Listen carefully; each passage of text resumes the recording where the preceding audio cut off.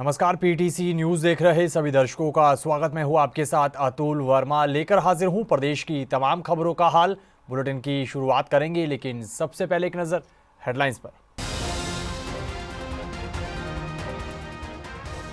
विधानसभा चुनाव प्रचार के बीच मुख्यमंत्री नायब सैनी की फिसली जुबान। 1 जून को वोट डालने और 4 जून को कमल खिलाने की कही बात।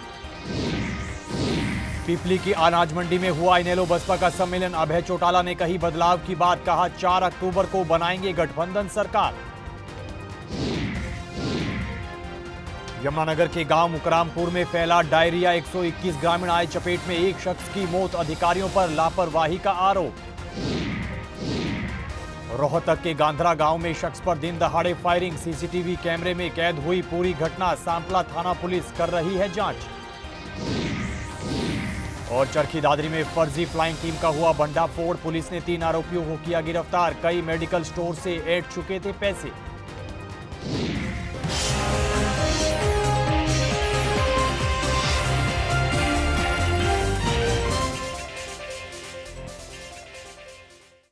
तो चलिए बुलेटिन की शुरुआत करते हैं। विधानसभा चुनाव प्रचार के बीच प्रदेश के मुख्यमंत्री नायब सिंह सैनी की जुबान फिसलने की खबर सामने आई है। बीते दिन यमुनानगर में जन आशीर्वाद रैली को संबोधित करने पहुंचे मुख्यमंत्री नायब सैनी ने 1 जून को वोट डालने और 4 जून को कमल खिलाने की बात कही। इस दौरान मुख्यमंत्री ने अपनी गलती को सुधारा और कांग्रेस पर जमकर निशाना भी साधा और कहा कि कांग्रेस सिर्फ झूठ और भ्रम फैलाने का काम कर रही है। मैं कांग्रेस के भूपेंद्र सिंह हुड्डा से यह भी पूछना चाहता हूं कि आपकी सरकार में किस प्रकार से भाइयों किसानों को 2-2 रुपए के चेक भेज करके अपमानित करते थे, इसका भी हिसाब देने का काम करें। किस प्रकार से युवाओं को पर्ची और खर्ची के आधार के ऊपर आपकी सरकार में नौकरी मिलती थी, उसका भी आप हिसाब देने का काम करें। किस प्रकार से हमारे भोले भाले किसानों की जमीन को दफा 4-6 लगा करके हड़प करके दिल्ली में बैठे हुए दामाद को खुश करने के लिए मान लो हमारे किसानों का शोषण करते थे, उसका भी जवाब देने का काम करें। भाई इस बात का भी जवाब देने का भूपेंद्र सिंह हुड्डा काम करे। किस प्रकार से नीरजपुर गोहरा के अंदर भाइयों दलितों के घरों को आग के हवाले करने का काम ये कांग्रेस की सरकार के अंदर हुआ था, इसका भी बताने का काम करें। विधानसभा चुनाव को लेकर इनेलो बसपा भी अपनी तैयारियों में जुटी है। इसी कड़ी में पिपली में इनेलो बसपा का सम्मेलन आयोजित हुआ है, जिसमें अभय चौटाला समेत अन्य कई नेता मौजूद रहे। वहीं अपने संबोधन में अभय चौटाला ने बदलाव की बात कही और 4 अक्टूबर को इनेलो बसपा गठबंधन की सरकार बनने का दावा किया। इस दौरान अभय चौटाला ने भाजपा को जुमलों की सरकार भी करार दिया। जब आपकी आवाज के अंदर एक ताकत और जोश होगा, जब आपकी बुलंद आवाज कांग्रेस समाज पार्टी और इंडियन नेशनल लोकदल पार्टी का कार्यकर्ता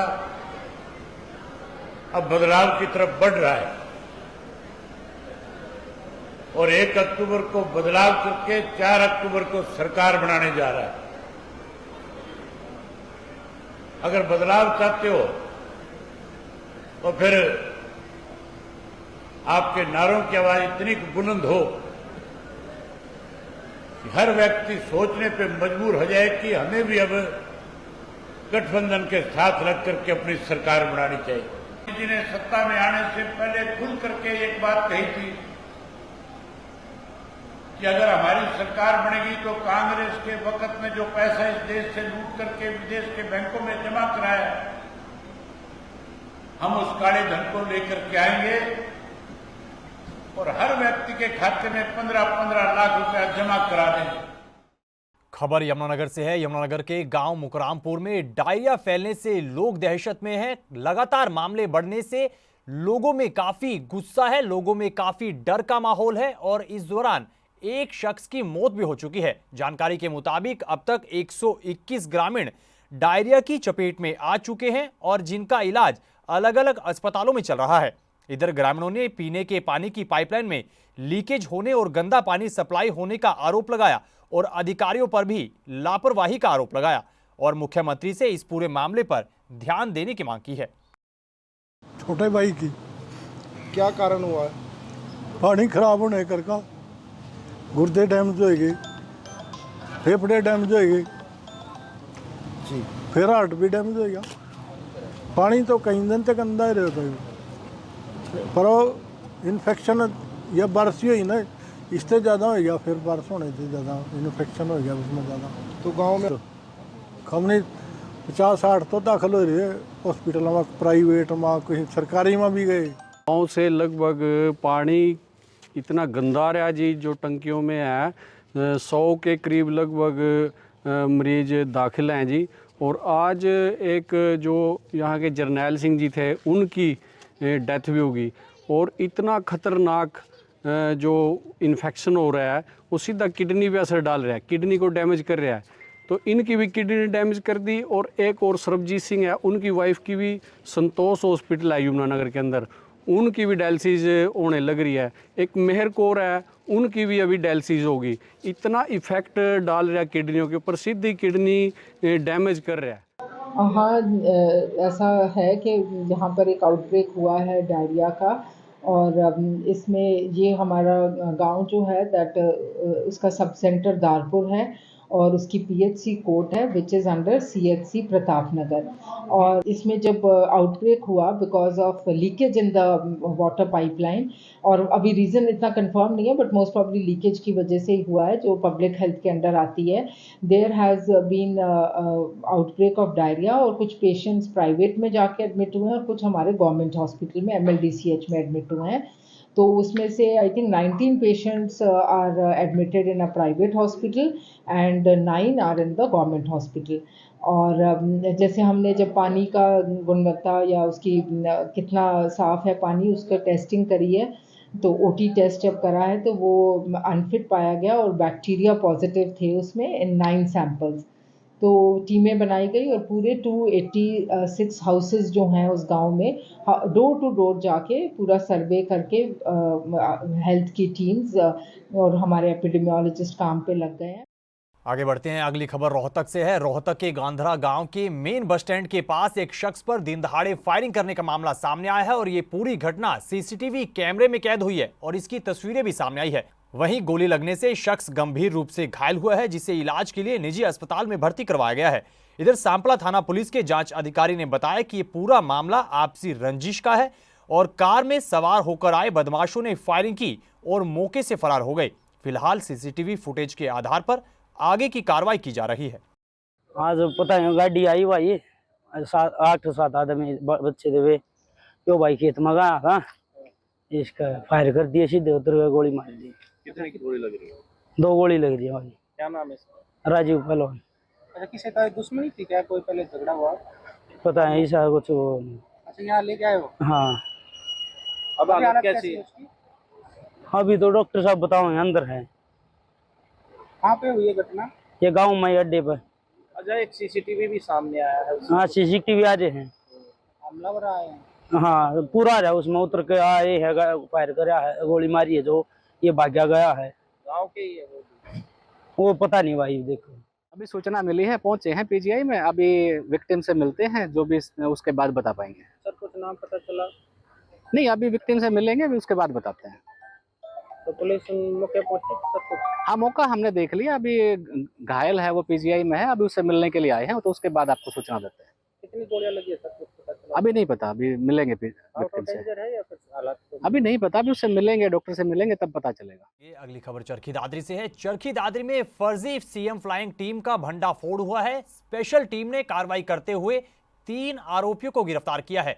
पुलिस जांच अधिकारी ने जानकारी देते हुए बताया है कि आरोपियों के चेहरे बेनकाब किए गए हैं। 3 लोगों को काबू किया गया है, जिन्हें 2 दिन के पुलिस रिमांड पर लिया गया है। पुलिस अधिकारी ने बताया कि पैसा कमाने के चक्कर में कुछ युवाओं ने 2 महिला साथियों को शामिल कर फर्जी CM फ्लाइंग टीम बना ली और 2 गाड़ियों के अलावा नीली बत्ती का जुगाड़ भी कर लिया। जिसके बाद फर्जी फ्लाइंग टीम ने दादरी समेत अन्य कई जगहों पर मेडिकल स्टोर्स पर छापेमारी की और दुकानदारों को दुकान बंद करने की धमकी देकर लाखों रुपए ऐंठ लिए। फर्जी CM फ्लाइंग ने रेड करके उनसे पैसे ऐंठे हैं और ऐसा ही वाक़ा फिर 21 तारीख को बागड़ा में भी हुआ था, जिसमें 4 तो पुरुष थे और 2 महिलाएं थी, जिसमें एक महिला पुलिस की वर्दी में दिखाई दे रही थी। तो उन दोनों वारदातों पर अभियोग अंकित किया गया था, जिसमें हमारी सीआईए टीम ने उनमें से 3 व्यक्तियों को गांव मोखरा से गिरफ्तार कर लिया है, जिनको आज न्यायालय में पेश किया गया है और उनसे 2 गाड़ियां बरामद की गई हैं और आगामी पूछताछ के लिए पुलिस हिरासत के लिए पेश किया था। दोनों ही मुकदमों में कार्रवाई चल रही है उनके ऊपर। इसके अलावा ये भी पता चला है हमारे को कि इसके अलावा इन्होंने 4 जगह और ऐसे ही फर्जी रेड की थी। गाड़ियों के नंबर वेरीफाई किए जा रहे हैं कि एक्चुअल में उनकी गाड़ियों के कौन से नंबर हैं, कौन से नहीं हैं, और जैसे जैसे भी आगामी कार्रवाई की जाएगी आप लोगों को सूचित किया जाएगा। पंचकुला की अदालत ने एनडीपीएस एक्ट के मामले में एक आरोपी को 11 साल की सजा सुनाई है और 1,10,000 रुपए का जुर्माना भी लगाया है। पूरा मामला आपको बता दें कि पंचकुला पुलिस की क्राइम ब्रांच को गुप्त सूचना मिली थी, जिसके बाद अमरावती के पास नाका लगाकर क्राइम ब्रांच की टीम ने आरोपी की तलाशी ली, जिसके पास से पुलिस को 20 किलो से भी ज्यादा का गांजा बरामद हुआ है, जिसके बाद आरोपी को गिरफ्तार किया गया है और अब कोर्ट ने आरोपी को 11 साल की सजा सुनाई है। ये एक महेश वर्मा नाम का युवक जो यूपी का बेसिकली रहने वाला है, यहाँ पंचकुला एरिया के जुरिस्डिक्शन में नशा बेचने का काम करता है, जिसकी इतला मुखबरी पुलिस को हुई 8 जुलाई 2019 को ये बंदा जो नशीले पदार्थ का गांजा बेचने का काम करता है, ये डालूपाल से लेकर अमरावती की तरफ शाम को पहुंचेगा। जो ये मुखबरी यकीनी होने पर पुलिस ने वहां पे नाका लगाया और 7:15 और 7:30 के बीच में इसको काबू किया और उसके बाद इसके जो हाथ में बैग था उसमें से गांजा जो कि 20 किलो 760 ग्राम था। तो आज सर सजा हुई है। हाँ, तो उसमें जब इसको ये गांजा बरामद होने पर इस पर कोर्ट में केस चला, जो कि माननीय श्री सुनील कुमार विधानसभा चुनाव के बीच जेजेपी छोड़ने और विधानसभा की सदस्यता से इस्तीफा देने के बाद रामनिवास सुरजाखेड़ा मीडिया से रूबरू हुए हैं और उन्होंने इस्तीफे की पीछे की वजह बताई है। इस दौरान उन्होंने क्या कुछ कहा है, सुने। जेजेपी से मेरा तो लगभग 2 साल के आसपास हो गया था कि वे मेरी ने खुद की अपने ही विचारधारा, राजनीतिक विचारधारा वैसे नहीं कर रही थी और इसीलिए हमने फैसला लिया कि भाई हम सारे साथी जितने हमारे जेजेपी के थे सभी ने अपना अपना आगे 2024 के लिए जो भी अपनी सोच रखे है तो अपना भी रिजाइन कर दिया पार्टी। ये ऐसा है कि जैसे मैं नरवाना हल्का से है और नरवाना हल्का से जब भी कोई हमारा जैसे कोई हमारा नेता जाते थे, माननीय पूर्व लोग हमारे सिंह चौटाला जी और हमारे राष्ट्रीय अध्यक्ष डॉक्टर अजय सिंह चौटाला जी और हमारे दिग्विजय जी या माता जी नैना चौटाला जी, और जैसे भी कोई नरवाना में कोई प्रोग्राम जब होता था या जाते थे, हमें इस चीज़ की कोई सूचना नहीं मिलती थी। और दूसरी, जब भी कोई पार्टी का कोई डिसीजन लेना होता था उसे हमारे को कोई मैसेज नहीं मिलता कि भाई हम ये पार्टी के 10 हम विधायक थे, हमारे नेता थे कि भाई ये फैसला लेना है, कोई सपोर्ट करना है या कोई विड्रा करना है या कोई और डिसीजन लेना है, इस चीज़ को कभी बुलाओ, इनको मैसेज ही नहीं आता था खुद सेल्फ। तो लोकतांत्रिक में तो ये ठीक ही नहीं है। लोकतांत्रिक में अगर जो सारे विधायक सारे इकट्ठे होकर बैठ के कोई फैसले लेते हैं तभी लिया जाता है, तभी लोकतांत्रिक पार्टी कहा जाता है। तो कभी मेरे को बुलाया नहीं, कभी और नहीं लिया, इसलिए मैं तो 2 साल पहले ही अपने हाथ जोड़ लिए थे। हाँ जी, सोच साहब मेरे आपके साथ विचारधारा, राजनीतिक विचारधारा। अगली खबर का जिक्र करेंगे। विधानसभा चुनाव में टिकट की दावेदारी को लेकर हर कोई ताल ठोक रहा है। इसी कड़ी में हाल ही में भाजपा में शामिल हुए पूर्व भारतीय कबड्डी कप्तान दीपक हुड्डा ने महम से चुनाव लड़ने की दावेदारी पेश की है। इस दौरान पीटीसी न्यूज ने उनसे खास बातचीत की है, सुनिए। खेल से राजनीति का सफर मेरा बड़ा संघर्षपूर्ण रहा है। पहले तो खेल जीवन का ही मुझे कोई विचार नहीं था। बचपन में माता पिता गुजर गए थे, तो एक मोड़ ऐसा आया मेरी ज़िंदगी में कि मुझे अपनी पढ़ाई छोड़नी पड़ी। और मेरी बड़ी बहन भी शादीशुदा थी, तो वो भी कुछ फैमिली प्रॉब्लम से घर आके रहने लगी। उनके छोटे छोटे बच्चे थे, मेरा भांजा भांजी नर्सरी और फर्स्ट क्लास में, तो उनकी जिम्मेदारी भी मेरे ऊपर आ गई थी। तो इन सब पारिवारिक समस्याओं के चलते मुझे कबड्डी की तरफ आना पड़ा। पढ़ाई छूट गई थी, तो कोई ऐसा खेल ही खेल सकता था जिसमें ज़्यादा खर्चा ना लगे, तो कबड्डी में अपने एक अच्छा बनियान ले लिया और ग्राउंड की तरफ निकल लिया। तो ऐसे ऐसे धीरे धीरे ज़िंदगी में समस्या ही बहुत आई, सिलेक्शन भी बहुत कट हुए, चोटें भी लगी, ज़िंदगी में दिन रात की भाग दौड़। बहुत बार ऐसा समय आया कि ज़िंदगी में निराशा भी हाथ लगी है, रात बैठ के रोया भी हूँ। लेकिन उन सब से निकलकर एक दिन इतना भारी संघर्ष किया है मैंने, क्योंकि देखो गरीब होना एक अलग बात है, और एक बिना माँ बाप के जो बच्चा हो जाता है, तो उससे ज़्यादा गरीब तो मैं मानता नहीं किसी को भी। इस खबर के साथ फिलहाल इस बुलेटिन में इतना ही, लेकिन पीटीसी न्यूज़ पर खबरों का सिलसिला बदस्तूर जारी है। आप बने रहिए पीटीसी न्यूज़ के साथ। फिलहाल के लिए दीजिए इजाज़त। नमस्कार।